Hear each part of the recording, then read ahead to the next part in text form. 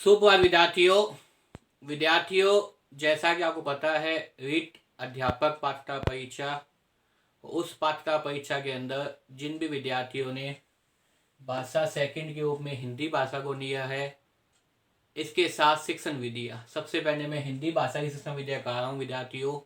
अब तक मैं जो है वो 14 शिक्षण विधियाँ कह चुका हूँ। मुझे उम्मीद है विद्यार्थियों आपने वो सभी वीडियो को देखा होगा, आपको 14 शिक्षण विधियाँ याद होगी विद्यार्थियों। हम अब कह रहे थे, इससे पहले जो वीडियो में लेके आया था आपके सामने, उसमें बताया था आपको खेन विधि कितने प्रकार की होती है। इससे पहले मैंने किया था आपके सामने, वो की थी आपके सामने जो है वो मोंटेसी विधि, कितने दी थी, 4 ने दी थी वो। आज मैं इस वीडियो में बताऊंगा कि जो खेन विधि का दूसरा भाग है, कौन सा भाई, मोंटेसी विधि।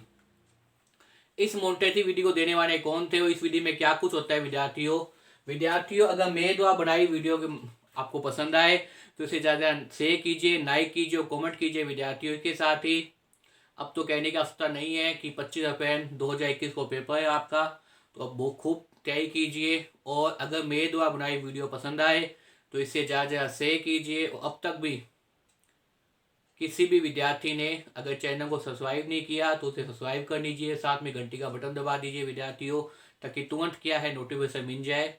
और जितनी भी शिक्षण विधियाँ कही गई है, इतने विस्तार से कही गई विद्यार्थियों, जो आपको मेरे को लगता है मेरे अतिरिक्त कहीं भी नहीं मिलेगी।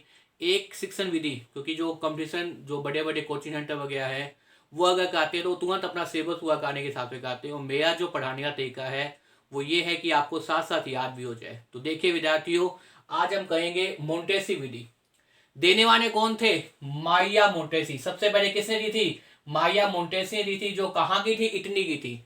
जो कहाँ की थी विद्यार्थियों, इटली की थी। याद कर लीजिए, मोंटेसी विधि देने वाले सबसे पहले कौन थे, सबसे पहले देने वाले कौन थे, मारिया मोंटेसी थी, जो कहाँ की निवासी थी, इटली की। कहाँ की रहने वाली थी, मारिया मोंटेसी कहाँ की थी, इटली की। और किसने दी थी भाई, सबसे पहले किसने दी थी भाई, मारिया मोंटेसी ने। किसने दी थी भाई, मारिया मोंटेसी ने। किसने दी थी, मारिया मोंटेसी ने विद्यार्थियों।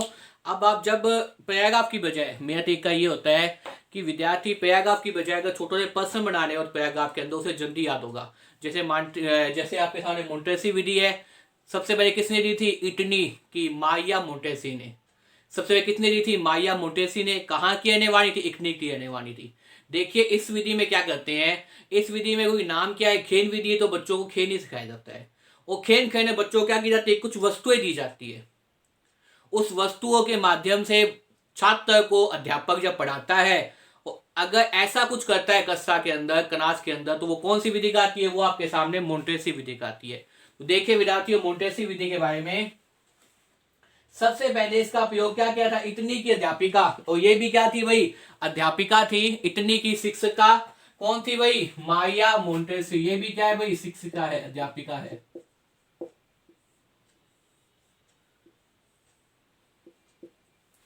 इटली की जो शिक्षिका है मारिया मोंटेसी ने सबसे पहले क्या किया था, इस विधि का प्रयोग किया था। इसलिए इसे क्या कहते हैं, मोंटेसी विधि भी कहते हैं। इसका एक दूसरा नाम भी विद्यार्थियों, इस विधि का एक दूसरा नाम भी है, जिसे क्या कहा जाता है, जिसे कहा जाता है साचय विधि। इस विधि का दूसरा नाम कौन सा है, बहुत इंपॉर्टेंट आपके लिए, दूसरा नाम कौन सा है, याद कर लीजिए, साचय विधि। ये क्या है भाई, इस विधि का दूसरा नाम है। मोंटेसी विधि कह दीजिए और चाहे कह दीजिए आप साचय विधि, एक ही बात है। तो मोंटेसी विधि का दूसरा नाम कौन सा है, दूसरा नाम है आपके सामने साचय विधि। क्या नाम है विद्यार्थियों, साचय विधि। तो देखिए सबसे पहले इटली की निवासी मारिया मोंटेसी ने दी थी। सबसे पहले एक अध्यापिका थी वो इटली के अंदर, और दूसरा नाम क्या है, साचय विधि भी है, क्योंकि इन्होंने सबसे पहले प्रयोग किया था। किन्होंने, मारिया मोंटेसी ने। इसने इनके नाम पे क्या रख दिया, इस विधि का नाम रख दिया मोंटेसी विधि। देखिए विद्यार्थियों क्या होता है इसके अंदर, इस विधि में विभिन्न प्रकार की वस्तु एवं खिलौनों का उपयोग करते हुए, साचय विधि या मोंटेसी विधि में विभिन्न प्रकार की वस्तु एवं खिलौनों का प्रयोग करते हुए, विभिन्न प्रकार की वस्तु एवं खिलौनों का प्रयोग करते हुए बालकों को खेल खेल में सिखाया जाता है। बालकों को क्या कहता है, खेल खेल में सिखाया जाता है। विभिन्न प्रकार की वस्तुएं एवं वस्तुओं का प्रयोग करते हुए, विभिन्न प्रकार की वस्तुओं एवं खिलौनों का प्रयोग करते हुए विभिन्न प्रकार की वस्तुएं क्या किया जाता है,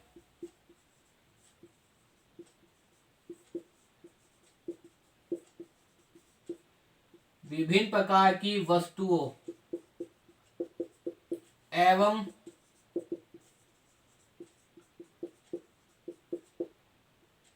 एवं खिलौनों के माध्यम से क्या है, छात्र को पढ़ाया जाता है। क्या किया जाता है, छात्रों को सिखाया जाता है के माध्यम से, खेल खेल में उसे सिखाया जाता है। भाषा शिक्षण के दृष्टिकोण से इस विधि का उपयोग करते समय अध्यापक कक्षा कक्ष में कुछ वस्तुएं रख दी जाती है। अध्यापक द्वारा क्या की जाती है, कक्षा कक्ष में कुछ वस्तुएं रख दी जाती है। भाषा शिक्षण में जब इसका उपयोग करते हैं तो अध्यापक द्वारा कक्षा कक्ष में क्या है, कुछ वस्तु रख दी जाती है, कुछ खिलौने रख दी जाती है और उन वस्तुओं के नाम लिखकर पर्चियां उनके साथ लगा जाती है। उन वस्तुओं के नाम लिखकर पर्चियां क्या है भाई, उनके साथ लगा दी जाती है। उन वस्तुओं के नाम लिखकर पर्चियां भी क्या है, उनके साथ लगा दी जाती है। उन वस्तुओं के नाम लिखकर पर्चियां भी क्या है, उनके साथ लगा दी जाती है तथा सभी बालकों को एक बार उन्हें दिखा दिया जाते हैं। सभी बालकों को क्या है, एक बार उन वस्तुओं को, उन खिलौनों को दिखा दिया जाता है। सभी बालकों को एक बार उन वस्तुओं को, इन खिलौनों को दिखा दिया जाता है। उसके बाद वस्तुओं से पर्चा हटा दिया जाता है। उस प्रकार से उसके बाद क्या किया जाता है, वस्तुओं से पर्ची को हटा दिया जाता है। अब एक एक बालक से वो सही नाम देने वाली पर्ची सही वस्तुओं को खाने का प्रयास करते हैं, जिससे बालकों में संज्ञा शब्दों का ज्ञान होता है। क्या करते हैं, देखिए सबसे पहले तो वस्तुएं हैं, खिलौने हैं, वो उस बच्चों को दिखा देंगे। उस पे क्या लगा देंगे, उस पे सबसे पहले हम लगा देंगे पर्ची लगा देंगे। वस्तुओं पे क्या लगा देंगे, जब भाषा शिक्षण की बात करें,